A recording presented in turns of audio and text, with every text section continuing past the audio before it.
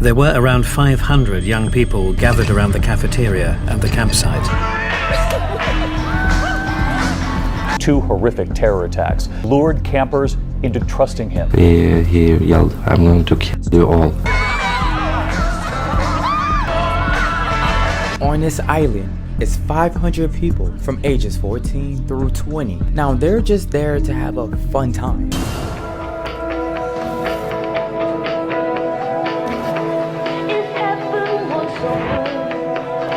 It's somewhere where to go in the summer, and it's basically just this camping ground. It's full of camping vibes. Marshmallows, they play games, they have fun, they throw bonfires, and it was one specific day they decided to play a game. It was 11 of them. Now I don't know what game this was, but they decided to lay in the grass and play dead. Me editing here, I later found out that this was not a game.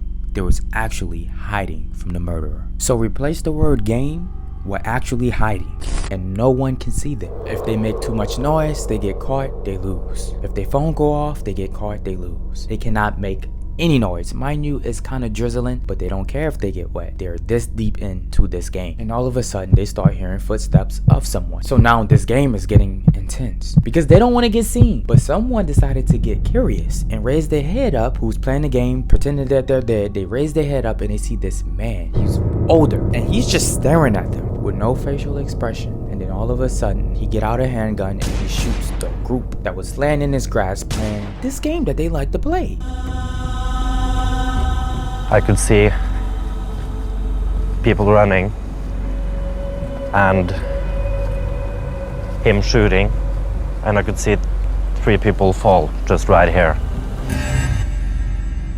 Now, as this guy's just shooting and shooting and shooting, people would get the bodies and put them over them so they can survive. But sadly, out of the 11, only 1 survived. All 10 was dead. Sad thing is, the one who survived heard voices of people saying, "I'm dying, please help me." But obviously, it was nothing he could do. Now remember, there is hundreds on this island, and people don't know what's about to go on. This guy, who just murdered 10 people, is about to turn into like Jason or Michael Myers right now. What was that? Run, Tori, run! Yes, he's about to go around this island just murdering people. And some gonna survive, and obviously some, sadly, is not gonna survive. You can also see bullet holes. We heard a lot of shooting. So at the time we heard shooting, it was, of course, terrible because we knew what was happening. Even though I never prepared for this and never prepared for running for my life or being attacked like this, and the only thing the mind is set on is to survive.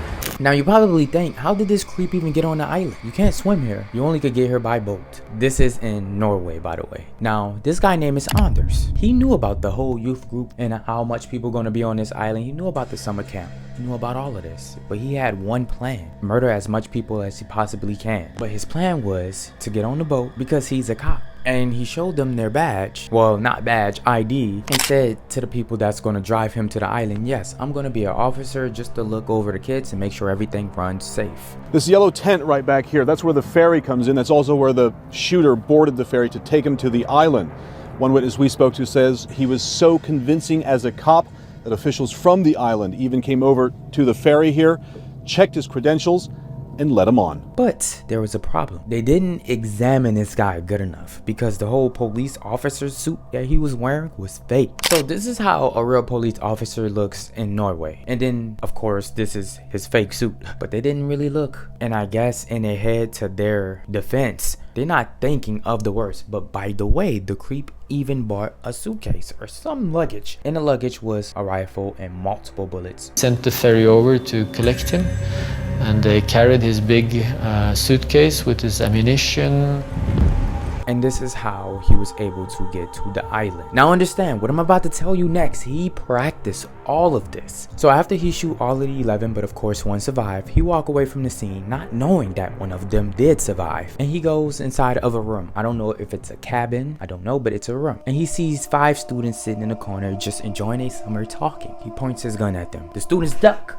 And at this moment, he said he wanted to laugh at them because he knew that there was nothing that they can do. So he walks up to them, gets his gun, aim it right at their head, and shoots every single last one of them. Decides to go in another room, and he opens the door and see 5 more. Shoots all of them. Murdered him. Now, he don't feel no sympathy. He don't even care. This is what he wanted. And this is what he trained for. Now, this is the sad part. Actually, the first people he decided to murder was a girl named Monica and an off-duty cop who's going to be the security of the area. Now, there was leading him up the path to this island. As Monica and the off-duty cop was facing this way, so they back is faced towards Anders, the creep. He points his gun. Monica turns around at the right time, screams, "Oh no," but shoots the off-duty cop. He falls to the ground and shoots Monica. He gets up, point the gun right at her after he shot her in the back, shoots her. He drew his pistol and he shot them both in the head. And then he hears a noise in the back, like a scream or a gasp. He turns, and it was actually Monica's husband on the boat that seen his wife got murdered. Actually, can I see your ID? Yeah, sure.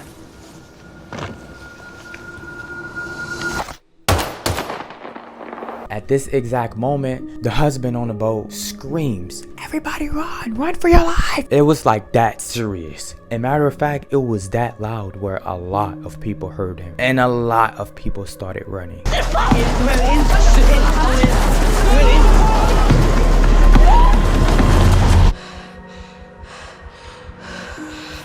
This game to Anders just started to begin.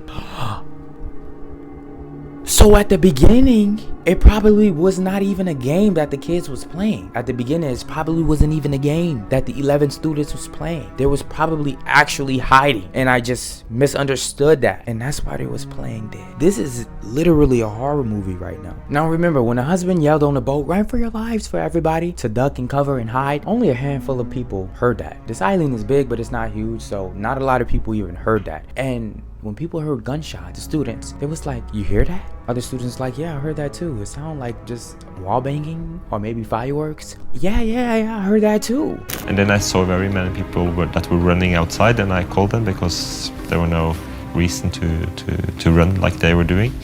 And one of them told me that a guy were shooting them. And I both took it serious because he had a very stressed voice, but also I thought it was a joke. And then you have another half who didn't hear it at all, who's way on the other side of the island. So even if they did hear it, it wasn't loud enough for them to be it was just a noise in the background. So you know the movie The Purge, or some apocalyptic scene when you see people just running and you see a lot of chaos going on, and some people just lost and confused and just looking like, what the hell is going on? Yeah, a lot of people had that vibe going on because they didn't know what was going on. Now in the area that Anders is currently in, everyone around this area knows that there's this creep going around murdering people, so hide and try to survive. You have no choice. Or you could take the other route, swim. And that's a very, very, very long swim. So most people gonna hide. And the strange thing about your mind is that you don't expect people to be swimming away from an island like scared. This was a summer camp in my head, and my head told me, oh, they're taking a swim. And it takes like a second, and no, they're not swimming, they're not bathing, they're swimming away from the island. I couldn't breathe. So after 50, maybe 100 meters, I turned back. I realized this was going to be too far, and I also realized that I was probably going to drown. Now Anders goes in this main building and he sees a girl hiding behind a piano. At this very moment, he says he smirks because he can see her head, so she's not hiding well. He goes up to her, shoots her, she's not alive. A lot of the people he ended up shooting, their instinct is to have their hands up, but the bullet goes straight through their hand into their head and they don't make it. There was this certain girl, I wish I knew her name, but she gets shot on the shoulder. Anders shoots at her again. She raises her hand up. She gets shot, but the bullet don't go through her hand. I don't know if she had two hands up like this, but she got lucky. He shoots her again. The bullet hits her jaw. She falls to the floor. Now, when she falls to the ground, she starts holding her jaw instantly. He don't stand over her to finish the job. He actually looks for more students. As the weight of this tragedy begins to sink in, we are learning more about how ruthlessly this plan was carried out. He was very accurate on where he was shooting. Almost every shot hit something or someone. People started to run into their tents, and when he saw which tent were just closed up, he just opened it and started shooting.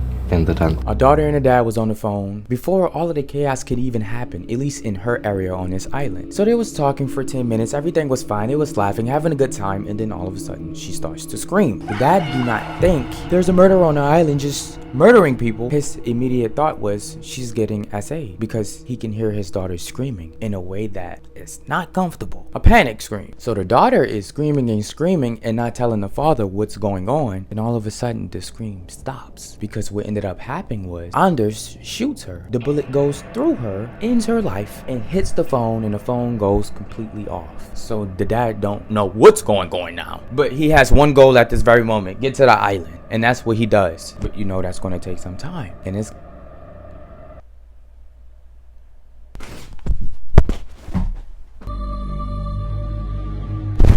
I just heard a knock on the door. A stranger, have you seen a dog anywhere? I'm like, no, I didn't see a dog.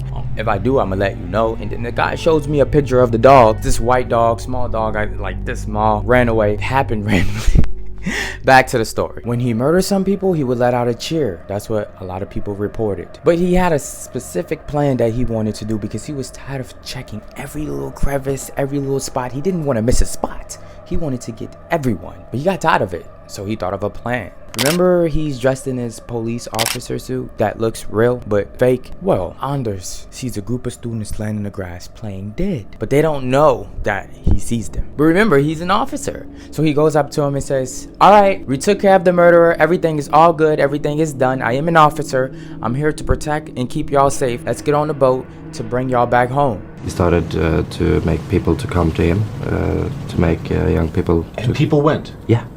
Students was hesitant, but they all peeked up slowly and seen that this guy was an officer. As they all got up, he said, all right, come on, come in line, follow me. He wanted them to be all grouped up. And when he was able to get them all grouped up, he shot the crowd up. When he started to shoot them. Almost at point blank range? Yeah.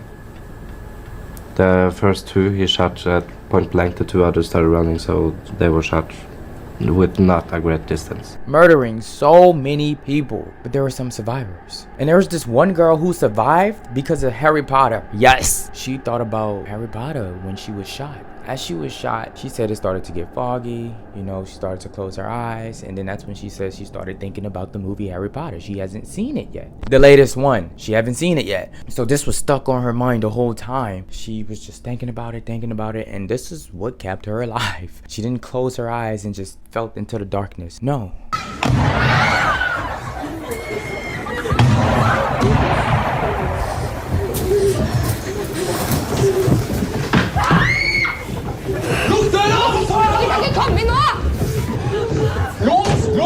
This guy murders everyone he sees, but do he ever spare anyone? There was this younger student he's seen, and he was gonna murder him until he ran out of bullets, so he just let him be. He got lucky. Then there's Adrian. Now, Adrian was spared, but wait, this is how it all started. Adrian didn't know about the chaos that was going on his island. He didn't hear the gunshots. He didn't know people was dying. He didn't know anything. So when he came outside, he seen people was hiding because they was like, so he went to go hide with them, but he didn't know what was going on. And as he was hiding, a girl came out the shower. She just came out the shower, you know, she got dressed up and she didn't know about the chaos either. The gunshots, she didn't know people was dying, and she was actually on the phone. And as she was just walking, just minding her business, she don't see anyone on the island. Actually, during this exact moment, the island is quiet. It's almost like she's the only one on the island. So as she's walking, she don't see anyone, but all of the hiding students see her, but they can't say anything.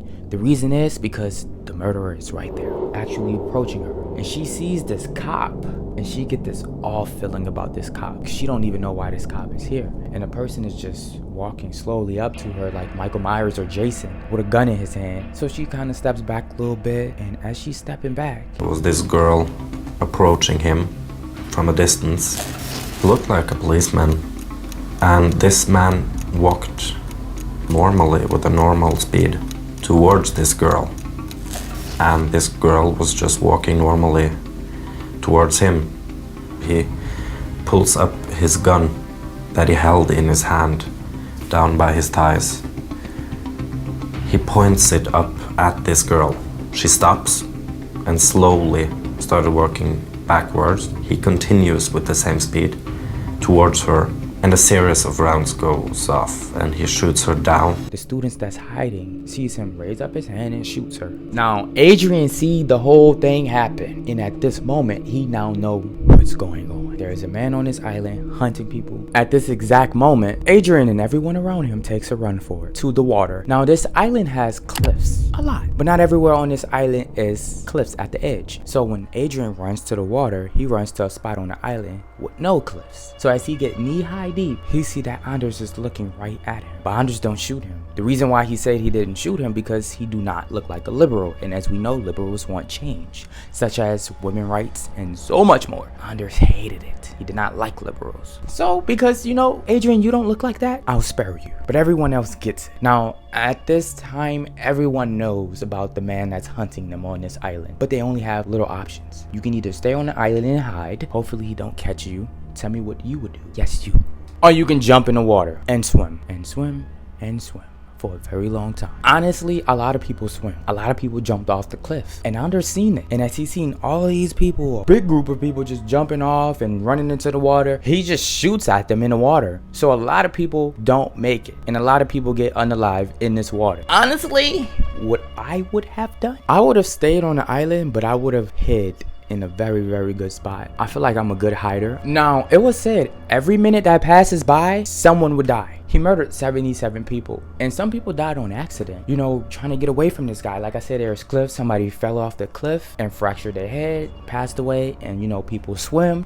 Some people drowned, didn't make it, and he called the police twice to turn himself in, because once the police got to the island, he didn't want to get shot immediately. So when they did get to the island, he surrendered with ease. It was not a standoff with the police, no. And it was kind of a good thing that they didn't shoot him on sight, because the information and the knowledge that we wanted to get from him for this whole situation. Because remember, I was able to tell y'all a lot of these personal stories because Anders explained them. And that's how we knew he would smile when he see people hiding. It is so much more information on this case because of him explaining it all. You know, for him, this was all a political reason. That's what he said. Now, the maximum sentence in Norway is 21 years. And you might be thinking, will he be out in 21 years? Well, 21 years for him has not hit yet, but he got a forbearing sentence. I think that's how you say that word. Meaning they agreed that he should stay in jail for life. He's not getting out. If they feel like he's still danger to the world,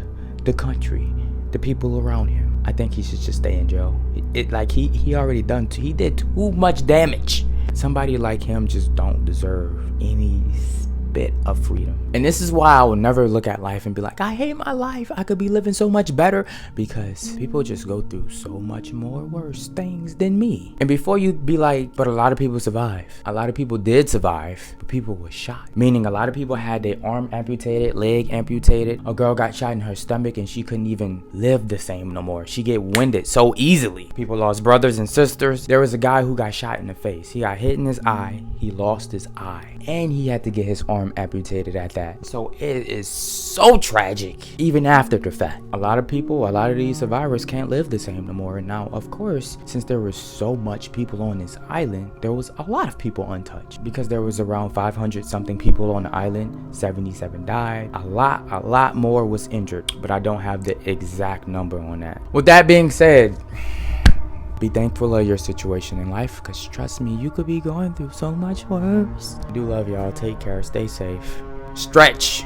Start stretching, because I'm seeing a lot of people just pull muscles. They muscles be aching. They're not stretching. Like, start stretching. Start taking care of your body. And I love you. Sometimes I just have to yell at you because I love you. Bye-bye.